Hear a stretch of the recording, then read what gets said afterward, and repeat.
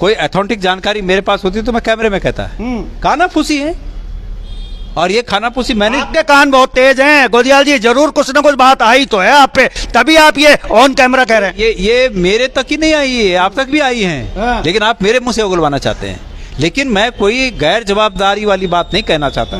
मैं ये कहना चाहता हूँ कि जो सर्कमस्टेंसेज हैं, जो परिस्थितियां हैं, वो ये हैं कि ये काम बिना राजनीतिक संरक्षण के नहीं हो सकता। इसलिए ऐसे लोगों के राजनीतिक आकाओं को भी जेल के पीछे होना चाहिए। मैं इसमें तो मैं धामी जी को कहूंगा कि ये बहुत अच्छा उन्होंने कल ये कहा कि भाई इसके लिए हम कानून लाएंगे नकल रोकने के लिए। अच्छी बात है।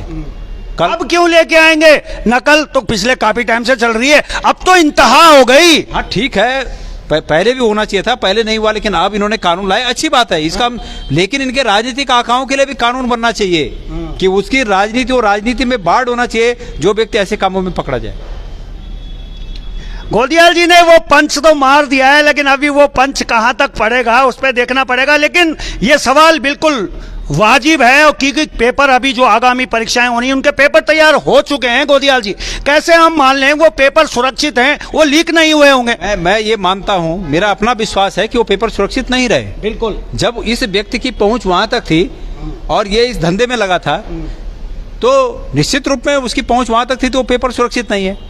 पर अफसोस इस बात का है कि इस बात को हम कहते आ रहे हैं कि सरकार में नौकरियों को बेचने का कारोबार मंत्री से लेकर और ऐसे इस तरह के अधिकारी भी कर रहे हैं, और उसके बावजूद सरकार उन मंत्रियों पर कोई कार्रवाई नहीं कर रही है। ये भी बड़ा अफसोसजनक है। जब तक उन मंत्रियों पर जो कि नौकरियों को बेचने के कारोबार में संलिप्त थे, जब तक उन पर कोई कार्रवाई नहीं होती, तो लोगों को विश्वास नहीं होगा कि ये सरकार दोषियों पर कोई कार्रवाई करने जा रही है। अंतिम सवाल हो रहे गोदियाल जी, आपको याद होगा जब यूके SSC के पेपर लीक हुए थे, तो धामी जी ने कहा था कि अब यूके PSC एग्जाम कराएगा।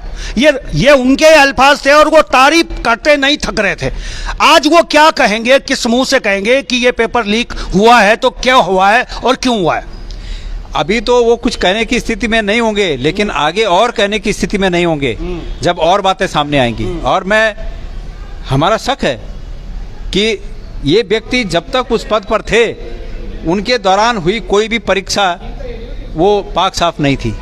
इसलिए मुख्यमंत्री जी को अभी तो बहुत कुछ झेलना पड़ेगा, और इसलिए झेलना पड़ेगा कि वो सत्ता में बैठे हुए ऐसे लोगों को सत्ता से दरकिनार करने की हिम्मत नहीं रखते हैं जो इस प्रकार के कामों में संलग्न है। चलिए, समय देने के लिए बहुत बहुत धन्यवाद।